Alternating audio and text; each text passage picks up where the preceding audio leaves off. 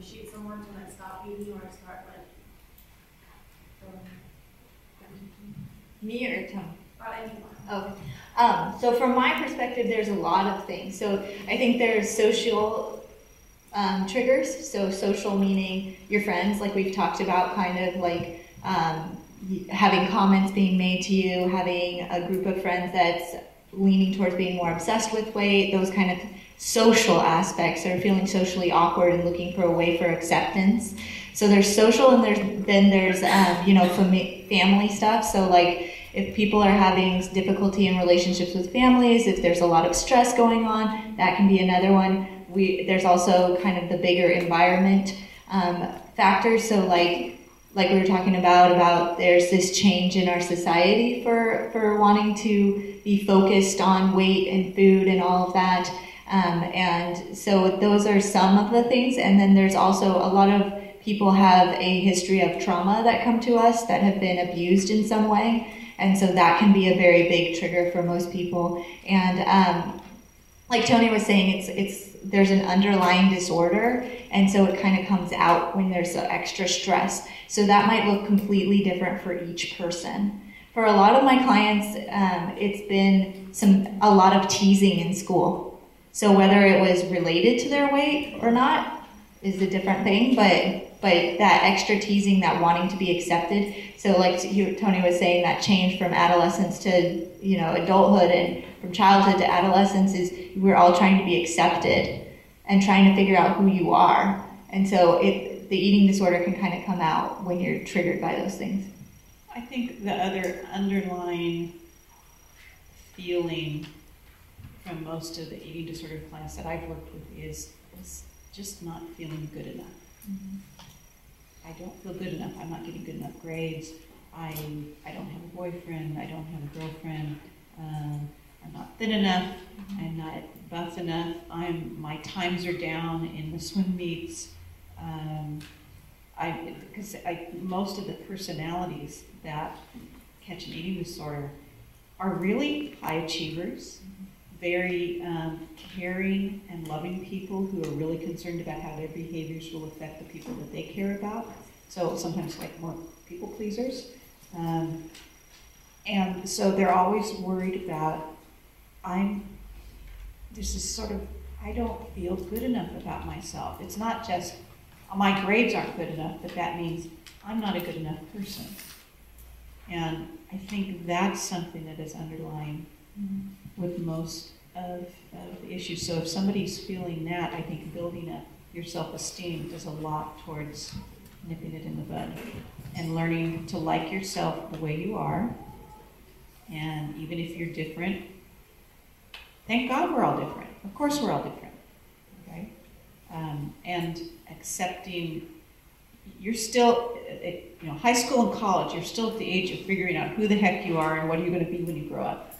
Okay, so that you've got to, number one, accept that you don't know everything, and you are going to be confused, and you are going to change your mind. And that's okay. And not be so hard on yourself. And accept that you may wish that you looked different. You may wish you looked like, I don't know who's, Beyonce. But you don't.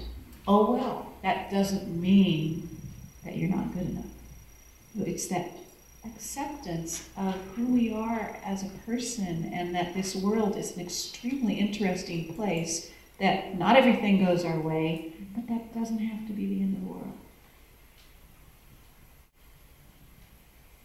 Sorry, so kind of tying in a lot of these themes here, so with education and early onset and, BMIs in school and things of that nature, is there an appropriate age within like developmental milestones that we can start addressing this with our young people?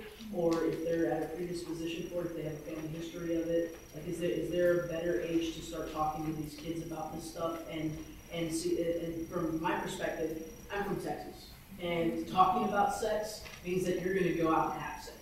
All right, so is that that also occurs in Lodi, I think.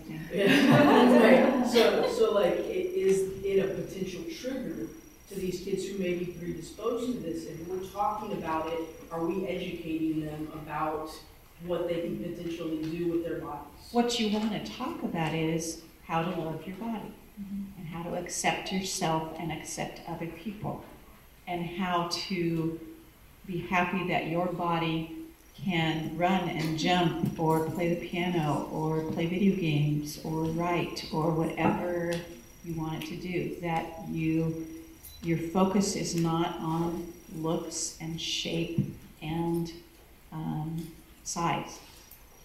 That you learn that you are loved and you are lovable just the way you are. When we do outreach to high schools, we don't talk about eating disorders. We'll talk about body image and self-esteem, ways of being happy, those sorts of things. And so it's not until we get to the college that we actually start mentioning anorexia and bulimia, because you're absolutely right. If you're in a health class, you say that there's some people that will throw up to lose weight. You're going to have 6 girls in the bathroom throwing up at break to see if that works for them. And so, again, going back to it, it's important not to focus too much on the behaviors, because the underlying issues of poor self-esteem, poor body image, depression, anxiety is really what driving the disorder. And so we focus on more media literacy, healthy body image, depression, anxiety when we go out and talk to the young people. And just from a more personal angle, my dad had an eating disorder, and so what my mom did from a very young age, knowing that we were predisposed, she took this whole look at food very differently than everybody else. She read this book called Am I Hungry?, which is pretty much intuitive eating. And so she made it her mission in life to make sure her daughters didn't get eating disorders. And so she did that by making food not an issue. Eat when you're hungry, stop when you're full, what do you want to eat?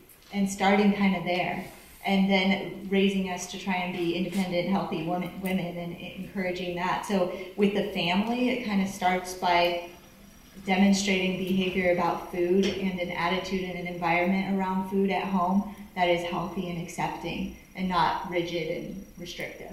And so that was one of the things that my mom did. And my dad had an eating disorder, and me and my 3 sisters never developed eating disorders, but I have 2 cousins who have been diagnosed with eating disorders.